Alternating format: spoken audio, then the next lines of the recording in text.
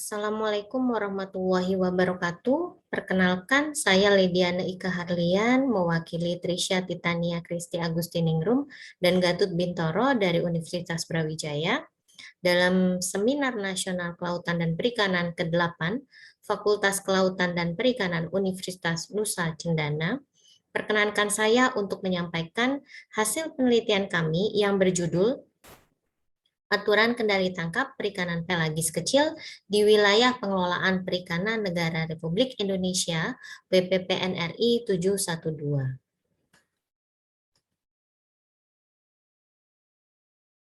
Wilayah Pengelolaan Perikanan Negara Republik Indonesia 712 meliputi wilayah perairan Laut Jawa.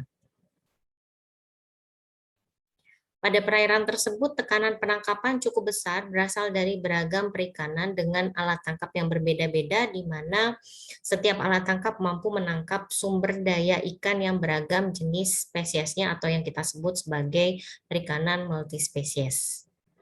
Kuota tangkap merupakan salah satu cara pengendali hasil tangkapan yang menggunakan perhitungan dengan pendekatan model surplus produksi single species data, salah satunya adalah model Schaefer. Padahal seharusnya perikanan multispesies semacam ini dikelola dengan pendekatan multispesies juga. Sejalan dengan pernyataan tersebut, kali ini saya ingin memperkenalkan aplikasi aturan kendali tangkap yang bernama Feedback Harvest Control Rule. Aplikasi ini dapat digunakan untuk menghitung allowable biological catch yang digunakan untuk setiap tahunnya. Aplikasi ini sudah tervalidasi bisa digunakan untuk perikanan multispesies. Secara konsep, aplikasi ini mengestimasi banyaknya hasil tangkapan yang didaratkan di tahun yang mendatang dari kelimpahan stok di tahun sebelumnya. Jadi sistemnya adalah feedback atau loop dengan menjaga stabilitas variabilitas stok. Dengan menggunakan feedback factor yang tinggi semacam ini, maka kita akan mampu sebenarnya mencapai puncak gitu ya dengan sangat cepat dengan hasil yang berlimpah, meski jika kondisi buruk kita akan menyebabkan penurunan yang cukup tajam seperti ini. Sementara dengan feedback factor yang rendah, hasil tangkapan akan memang bisa meningkat tapi secara perlahan, namun jika kondisi buruk atau paceklik misalnya, tidak akan mengalami penurunan yang terlalu tajam. Jadi sifatnya ini kita berusaha untuk menjaga variabilitas hasil tangkapan itu agar tetap stabil.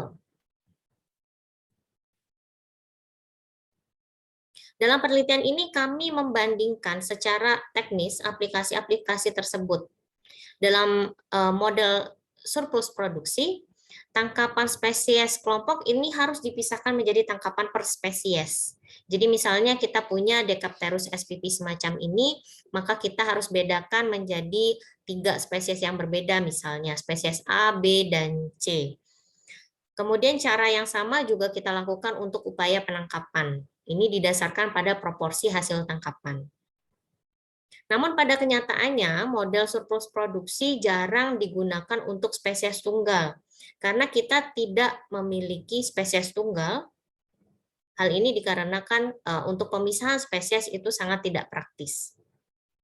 Sementara untuk feedback harvest control rule, kita tidak perlu memisahkan hasil tangkapan dan upaya penangkapan itu per spesies, karena kita bisa menghitung ABC atau allowable biological catch ini untuk semuanya. Jadi untuk semua spesies, asalkan dia memiliki laju pertumbuhan yang sama atau hampir sama. Dalam hal ini kami ingin mengetahui apakah dengan pendekatan yang berbeda semacam ini kita peroleh hasil yang berbeda atau sama. Oleh karena itu, tujuan dari penelitian ini adalah untuk membandingkan secara teknis model surplus produksi dan feedback harvest control rule dalam memperkirakan tangkapan biologis tahunan atau allowable biological catch. Sumber data yang kita gunakan di sini adalah data hasil tangkapan dan upaya penangkapan beberapa spesies dominan perikanan pelagis di WPP 712 dalam kurun waktu 2009 sampai 2019. Kemudian kita gunakan 2 metode di sini yang ingin kita komparasi, yaitu dengan pendekatan Schaefer kemudian dengan pendekatan feedback harvest control rule. Untuk scaver sendiri kita estimasi besarnya potensi lestari ini, kemudian kita tetapkan jumlah tangkapan yang diperbolehkan untuk setiap spesies dengan cara 80% dari total maximum sustainable yield-nya. Sementara untuk feedback harvest control rule, kita gunakan formula ini. Jadi yang pertama, kita memiliki stock level, di sini stock level. Nah, stock level ini pembobotannya akan berbeda-beda untuk level stok yang tinggi dan sedang. Jadi dan juga rendah. Jadi untuk tinggi dan sedang kita akan beri bobot 1, sementara untuk stok yang rendah adalah 0,8.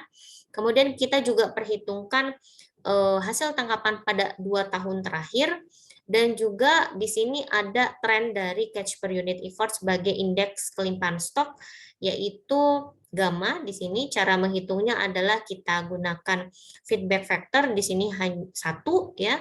Kemudian ada B, di sini adalah koefisien regresi slope untuk 2 sampai 4 tahun terakhir, dan juga rata-rata catch per unit effort untuk 2 sampai 4 tahun terakhir. Nah, di sini ditunjukkan tren hasil tangkapan beberapa spesies dominan di WPP 712, yaitu yang pertama Decapterus spp, ini ada 3 spesies, kemudian ada Sardinella fimbriata, dan juga Raster liger spp, ini ada 2 spesies. Kemudian ini adalah hasil olahan dari model surplus produksi yang mampu mengestimasi hasil tangkapan di tahun selanjutnya yang didasarkan pada proporsi 80% hasil tangkapan lestari atau maximum sustainable yield. Kita bisa lihat di sini bahwa Decapterus spp memiliki hasil estimasi tertinggi dibandingkan 2 kelompok spesies lain. Kemudian ini adalah hasil historik indeks kelimpahan stok yang ditunjukkan oleh feedback harvest control rule, di mana kita memiliki stok level ini di bawah rata-rata, yaitu adalah kita bobot 0,8 di sini. Kita punya koefisien regresi itu adalah minus 3,47, kemudian rata-ratanya adalah 0,122, sorry, ini adalah ton per trip. Seperti itu. Kemudian feedback harvest control rule ini akan menghasilkan estimasi allowable biological catch yang lebih rendah dibandingkan dengan hasil perhitungan model surplus produksi. Hal ini terjadi karena aplikasi feedback harvest control rule ini bergantung pada kondisi historis yang ini ya dari indeks kelimpahan stok. Jadi kita bisa lihat bahwa di tampilan hasil akhir dia akan memberikan hasil yang rendah. Kenapa? Karena kita memiliki histori yang rendah juga, jadi level stok yang rendah seperti itu. Nah, ini adalah kesimpulan yang bisa kita dapatkan, yaitu yang pertama, model surplus produksi akan menghasilkan perhitungan dengan penaksiran bisa melebihi atau mengurangi dari yang seharusnya, karena tidak mempertimbangkan histori dari indeks kelimpahan stok terkini. Kemudian yang kedua adalah perikanan multispesies ini sebenarnya tidak mampu menghasilkan data spesies spesifik yang dibutuhkan oleh model surplus produksi. Oleh karena itu, penggunaan feedback harvest control rule dapat dijadikan alternatif untuk mengelola perikanan multispesies.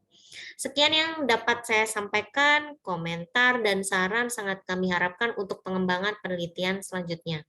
Terima kasih. Wassalamualaikum warahmatullahi wabarakatuh.